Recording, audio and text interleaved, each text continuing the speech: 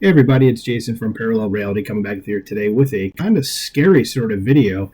And I know my microphone sounds like ass, but well, that's what happens when on the regular settings it doesn't want to work and it sounds like I'm talking to you from underwater. So we're doing it as if it sounds like I am talking into the speaker on my computer. But I assure you, my microphone is right in front of my face and it is recording everything. So enough about me. Let's get right into this, what I feel is a pretty scary situation here. From the Daily Mail, when was this dated? It was dated February 9th. All right, so it says, revealed. Iran is recruiting British Muslims to spy on Jews and dissidents of the Tehran regime to gather information that may be used to carry out attacks on UK soil. So any of my British friends over there, just keep your head on a swivel and you probably want to complain to your government a little bit about what they've been doing, about bringing all these folks in, because this could be a real problem for you. So the article says Iran is recruiting British Muslims on pilgrimages in the Middle East to spy on Jews and dissidents in the UK, it was claimed last night. It says recruiters from the feared Islamic Revolutionary Guard Corps, the IRGC, approached British Shias visiting religious sites in Iran and Iraq. As they are told to return to the UK and gather information on prominent British Jews or targets such as synagogues, Israeli and British officials have separately told the Mail. Says some spy on British-based Iranian dissidents whom the Tehran regime accuses of fomenting unrest back home, because these guys are paranoid and they just think everybody's after them, while in the meantime they're going after everybody. So it says last night, so that would have been the night of the 8th, says an Israeli official said that since Hamas's October 7th massacre, they had given a higher than usual number of warnings to the UK, alerting this country to potential attacks by Iranians or their proxies. Again, you guys may want to, keep your head on a swivel out there in jolly old England. It says a source said, "We do not know the scale of the Iranian agents inside Europe and the UK, but all it takes is for one to slip through the net." And I'm sorry I kind of stopped there for a second because I saw that quote and I was like, yeah, like in the U.S., if you notice that there was a bit of a problem with that in the Biden administration as well, that they had Iranian agents in there. So apparently they're everywhere. So again, you might want to do something about this. As experts have also warned that some Iranians who have come to study at British universities as international students on state scholarships are also spies.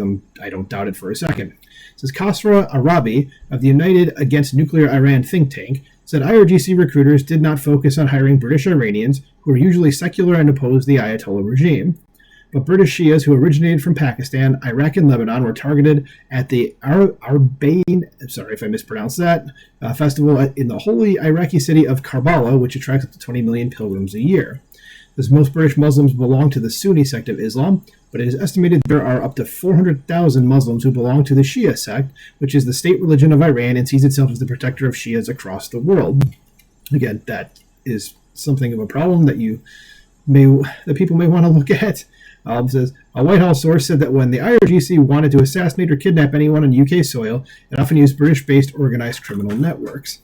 But information gathered by British spies may be used to carry out the attacks, one source said, adding, the reason why the IRGC uses organized criminal networks to carry out the work here is because, thankfully, it is very difficult for Iranian spies to operate on British soil. I'm sure it's not as difficult as you think it is, given the fact that, now the public, at least based on this article, knows that they're there.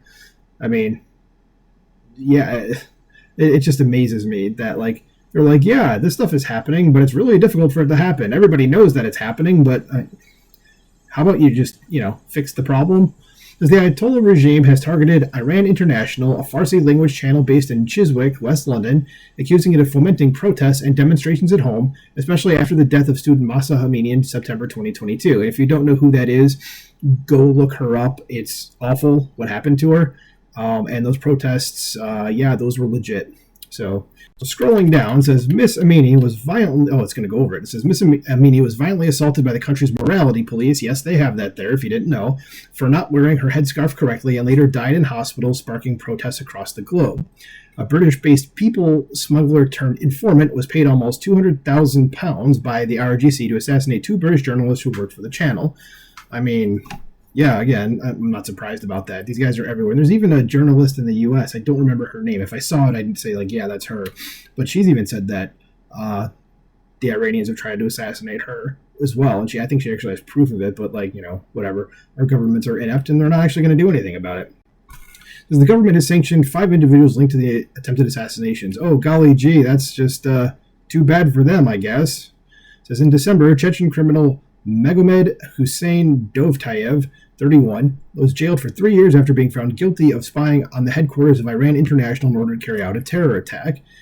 MI5 and counterterrorism police said Dovtayev belonged to a European organized criminal network which was hired to carry out the attack. Also, great. The organized crime is piping in, as it said earlier in the article, but it was just like, all right, I'll skip over it because it just kind of said, it was just kind of a blog comment. Now it's like, oh no, they're actually helping.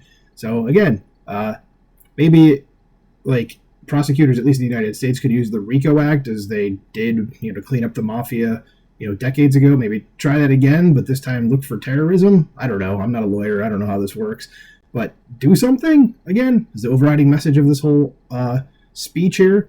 It says MI5 and counter-terror police say that since the start of 2022, the Iranian regime has tried to kill or harm at least 15 British-based Iranian dissidents, sometimes publicly calling for their ending. And I'm just going to use that word instead. It says this week it emerged the IRGC sent an Iranian couple to Sweden in 2015 using the cover of Afghan asylum seekers. The couple lived in the country as a sleeper cell until 2021 when they were activated to apparently assassinate 3 prominent Jews, but they were arrested by security services, and thank God for that. It says last year it was reported that the Islamic College, a Shia educational institution based in Willesden Green, northwest London, had strong links to the Al-Mustafa University in Iran and sent students to its campus in the country. So the Islamic College principal, Dr. Isa Jahangir, was reported as the representative of Al-Mustafa in the UK on pro-Iranian news websites. Al-Mustafa was sanctioned by the US Treasury for being a recruiting ground for the IRGC. Why aren't there eyes on this already? Like, why weren't there eyes on this until then? Or I don't know. It just feels like this was operating underneath everyone's nose and it could have been found out before it became a problem.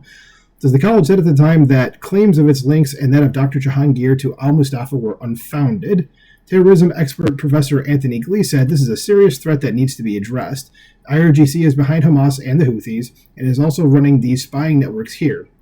British Iranians need to be very careful when they go back to Iran. And last night, the Home Office said the UK will always stand up to threats from foreign nations. We continually assess potential threats. And I think that is the end of the article. Scrolling down. Yep, that's it. All right. So, yeah. So my fellow, I shouldn't say my fellow, but my British friends, what do you think about this?